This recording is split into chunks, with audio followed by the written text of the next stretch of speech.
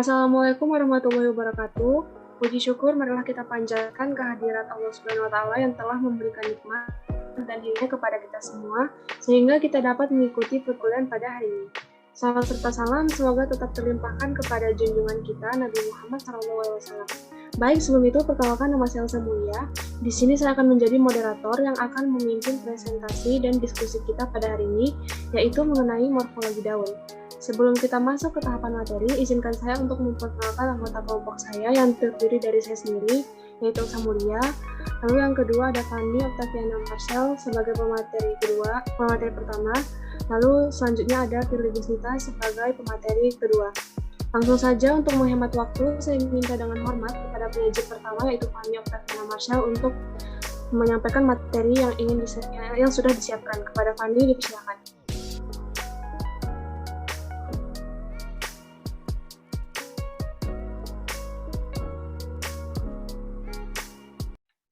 Baiklah, saya akan menyampaikan materi tentang daun majemuk. Pertama, kita masuk kepada pengertian daun. Daun merupakan salah satu organ tumbuhan yang tumbuh dari batang yang umumnya berwarna hijau, mengandung klorofil dan fungsi utama dan berfungsi sebagai penangkap energi dari cahaya matahari melalui fotosintesis.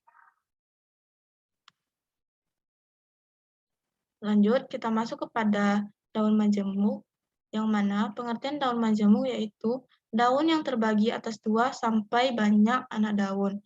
Misalnya daun turi, asam, kacang, kelapa, dan palem daun majemuk atau Pholium cosposium. Tangkainya bercabang-cabang, dan baru pada cabang tangkai ini terdapat helaian daun. Pada satu tangkai terdapat lebih dari 1 helaian daun. Konsep dari daun majemuk. Berdasarkan susunan anak daun pada tangkai daun majemuk terdiri atas yang pertama, daun majemuk menyirip atau pinnatus, yang mana anak daun tersusun seperti sirip di kanan kiri ibu tulang daun. Yang kedua, ada daun majemuk menjari atau palmatus, yang mana anak daun tersusun memencar pada ujung ibu tangkai daun. Yang ketiga, ada daun bangun kaki atau pedatus, seperti palmatus, tetapi 2 anak daun paling pinggir tidak duduk tangkai, tetapi pada tangkai anak daun di samping pada ibu. Yang keempat, ada daun majemuk campuran atau Digitatopinnatus, yang mana susunan daun majemuk rangkap. Pada ibu tulang daun memencar seperti jari pada ujung ibu tulang daun. Sedangkan pada cabang ibu tulang terdapat anak daun yang tersusun menyirip, seperti contoh daun sikejut atau Mimosa pudica. Daun majemuk menurut duduk. Pada tangkai terdapat 4, yaitu yang pertama, daun majemuk menyirip atau pinnatus, yang kedua, daun majemuk menjari atau palmatus, dan yang ketiga, daun majemuk bangun kaki atau pedatus, dan yang keempat, daun majemuk campuran Digitatopinnatus. Baiklah, sekian materi dari saya kembalikan kepada moderator. Baik, terima kasih kepada pemateri pertama yang sudah menyiapkan materinya. Lanjutkan kepada materi selanjutnya, yaitu dibacakan oleh saya sendiri. 2. Daun majemuk menjari. Daun majemuk menjari dapat dibedakan berdasarkan jumlah anak-anak daunnya. Jika anak daun berjumlah 2, maka daun majemuk ini disebut daun majemuk menjari beranak daun 2, atau bifoliolatus, di mana pada ujung ibu tangkai daun terdapat 2 anak daun. Jika anak daun berjumlah 3, maka dinamakan daun majemuk menjadi beranak daun 3 atau trifoliolatus, di mana pada ujung ibu tangkai terdapat 3 anak daun.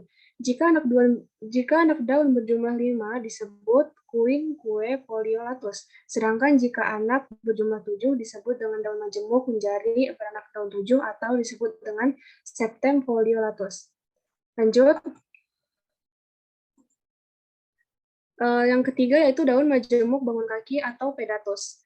Di sini contohnya yaitu daun raspberry. Susunan daun majemuk bangun kaki hampir sama dengan susunan daun majemuk menjari. Perbedaannya dapat dilihat pada 2 anak daun terakhir, yang biasanya terletak di dekat ibu tangkai daun, tidak duduk pada ibu tangkai, melainkan tangkai anak daun yang di sampingnya, sehingga seolah-olah memiliki kaki yang menunjang daun di sampingnya. Daun majemuk bangun kaki biasanya terdapat pada tumbuh-tumbuhan dari familia Araceae, seperti daun raspberry. Selanjutnya, materi selanjutnya yaitu filotaksis daun.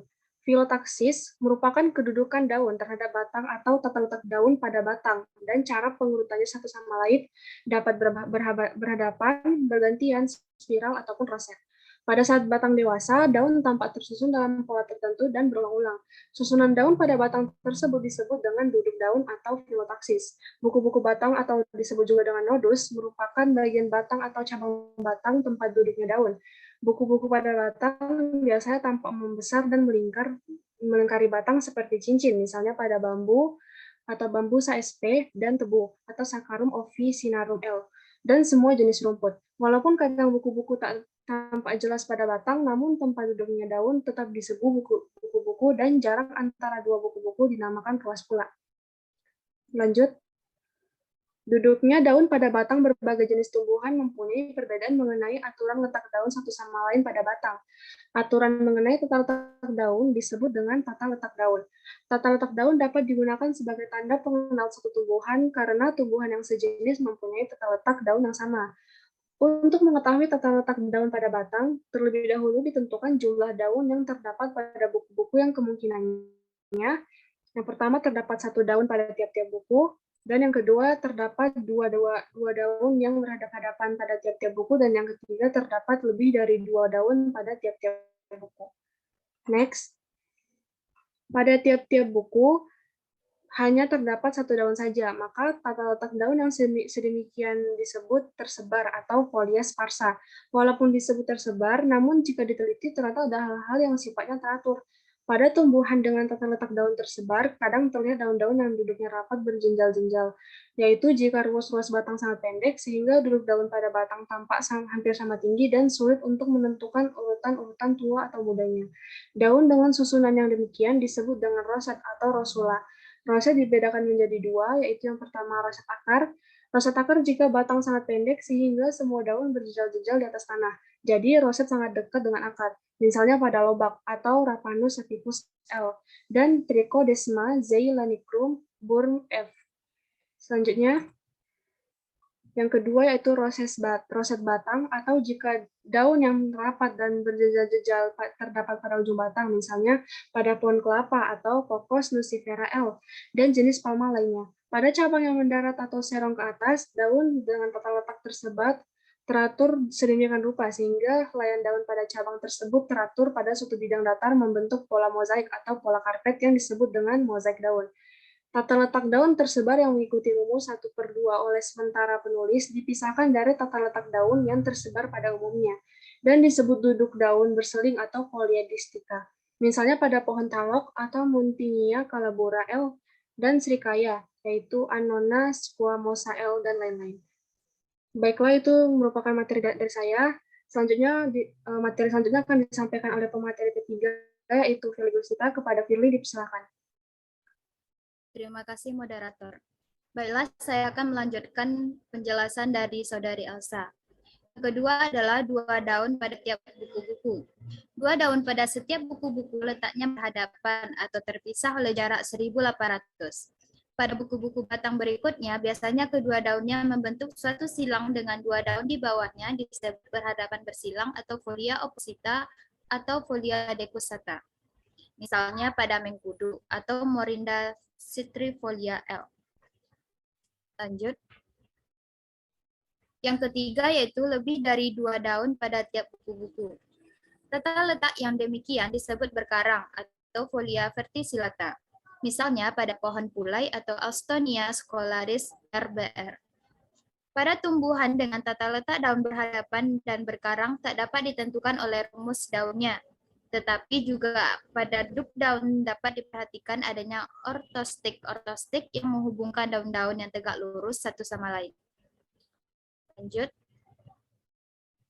Daun terspesialisasi. Daun terspesialisasi merupakan daun yang memiliki bentuk khas sehubungan dengan fungsinya. Daun terspesialisasi dapat dibedakan menjadi 7. Yang pertama, daun pelindung, contohnya Opuntia. Yang kedua, daun PK, contohnya Mimosa pudica. Yang ketiga, daun penyokong atau daun pendukung, contohnya Gloriosa superba. Yang keempat, daun dengan daya tarik, contohnya Bougainvillea spectabilis. Yang kelima, daun untuk perbanyakan, contohnya Kalanchoe. Yang keenam, daun untuk penyimpanan air, contohnya aloe vera. Dan ketujuh, daun sisik, contohnya Nepenthes. Selanjutnya, berikut ini adalah gambar dari daun terspesialisasi. Demikianlah yang dapat saya sampaikan. Saya kembalikan kepada moderator. Baiklah, terima kasih kepada pemateri-pemateri yang telah menyampaikan materi-materi hebatnya. Saya selaku moderator mengucapkan terima kasih sebesar-besarnya dan kami harap apa yang kami sampaikan dapat bermanfaat bagi kita semuanya. Apabila dalam penyampaian terdapat salah kata, saya selaku moderator mewakili kelompok meminta maaf sebesar-besarnya. Sekian akhir kata. Wassalamualaikum warahmatullahi wabarakatuh.